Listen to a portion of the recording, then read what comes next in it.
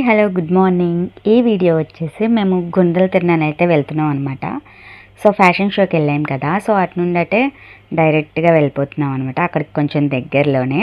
So తిన్నాలి కాబట్టి vehicles ఎలో లేదు, so అందుకే ఇక్కడ నుంచి నడుచుకుంటూ వెళ్తున్నాం. కొంచెం లాంగ్ అనమాట. సోహిత్కి కాళ్ళ నొప్పులు వస్తున్నాయని చెప్పి కొంచెంసేపు ఎత్తుకున్నాము.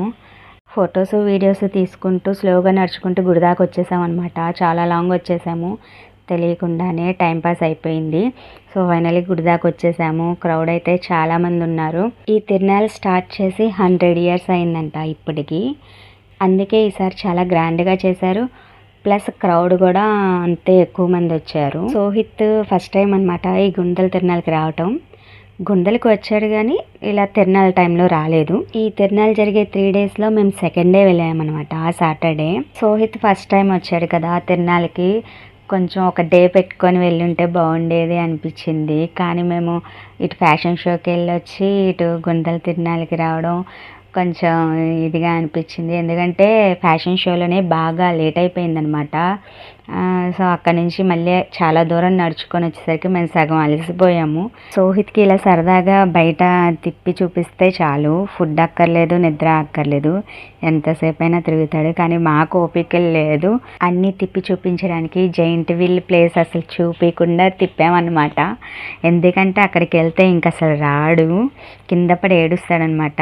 సోహిత్కి ఆ జైంట్ వీల్స్ కనిపించకుండా కొంచెం కవర్ చేసుకుంటూ తీసుకెళ్ళామన్నమాట. సో ఆ ఫ్యాషన్ షో కన్నా ఇక్కడ డ్రెస్ కలర్ఫుల్గా ఉందని చెప్పి చాలాసేపు ఇలా వీడియో తీసాను.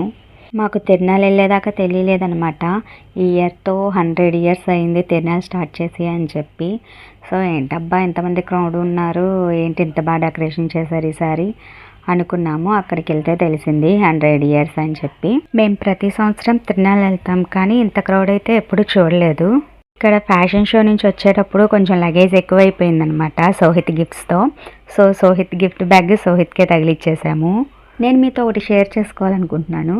అదేంటో నాకు ఇప్పటికీ ఒక క్లారిటీ రాలేదు. ఒక్కొక్కరు ఒక్కొక్కలా చెప్తారనమాట. సో మీకు ఏమన్నా తెలిస్తే నాకు కొంచెం కామెంట్లో చెప్పండి. తిరునాళ్ళ దగ్గర బైబిళ్ళు ఇలా పాంప్లెంట్ లాగా పంచుతారు కదా, సో అవి కొంతమంది ఏమో తీసుకోవచ్చు అంటారు, కొంతమంది అసలు తీసుకోకూడదు అంటారు. నేను ఇలాగే పంచుతుంటే బైబిల్ ఒకటి తీసుకున్నాను అనమాట. సో ఇంకొకరు వచ్చారు, వాళ్ళు కూడా బైబిల్ ఇస్తుంటే లేదంటే తీసుకున్నాను ఒకటి, వద్దు అన్నా కానీ వాళ్ళు చేతిలో పెట్టేస్తున్నారు. దీని గురించి మీకు ఏమన్నా తెలిస్తే నాకు చెప్పండి. సో లోపలికైతే వెళ్ళిపోతున్నాము. అక్కడ ఒక ఆయన సోహిత్తో చేతులాడుతున్నారు అనమాట సరదాగా. చాలాసేపు ఆట పట్టించారు. ఈ క్రౌడ్ వల్ల వీడియో కొంచెం సరిగ్గా రాలేదు. మా అమ్మ అక్కడి నుంచని కొంచెంసేపు ఎక్కడైనా కూర్చొని చర్చి లోపలికి వెళ్దాము, చాలా జనం ఉన్నట్టున్నారు, లోపల ఖాళీ లేనట్టుంది అంటుంది. కానీ మా అక్క జనం ఉంటానే ఉంటారు, తగ్గరు, పద వెళ్ళిపోదాము అనిందనమాట. సో చూడండి ఎంత క్రౌడ్ ఉన్నారో. ఇంకా సోహిత్ పాపం ఎక్కలేక ఎక్కుతున్నాడు మెట్లు. ఆ డ్రెస్తో చాలా ఇబ్బంది పడిపోతున్నాడు. డ్రెస్ చేంజ్ చేసే అంత టైం కూడా లేదు, అంత లేట్ అయిపోయిందనమాట మాకు. సోహిత్కి ఇలాంటి డ్రెస్సులు అస్సలు నచ్చవు, ఒక్క నిమిషం కూడా ఉండడు. సో అలాంటిది బయటకి తిప్పుతున్నాం కాబట్టి ఆ డ్రెస్తో అలాగే ఇంతసేపు ఉన్నాడు. చర్చి లోపల కూడా డెకరేషన్ బాగా చేశారనమాట. బయట చూస్తే బయట అంతే జనం కనిపిస్తున్నారు, చర్చి లోపల చూస్తే చర్చి లోపల కూడా అంతే జనం కనిపిస్తున్నారు. సో ప్రేయర్ చేసుకునే దగ్గర చాలా క్రౌడ్ ఉంది. గుంపులో అసలు సోహిత్కి నేను కనిపించట్లేదు, నన్ను ఎత్తుక్కుంటున్నాడు, దాదా అని పిలుస్తున్నాడు. ఆ గుంపులో నాకు ప్లేస్ ఇస్తున్నాడు కూడా కొంచెం.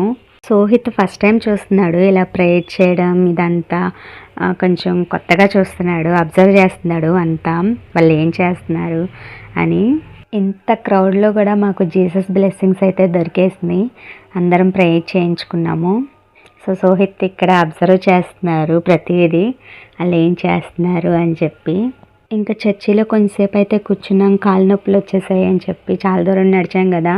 సోహిత్ ఇక్కడ నాకు ప్లేస్ ఇస్తున్నాడు, వచ్చి కూర్చోమని చెప్పి ఇంకా జరుగుతున్నాడు అనమాట, కూర్చో అని.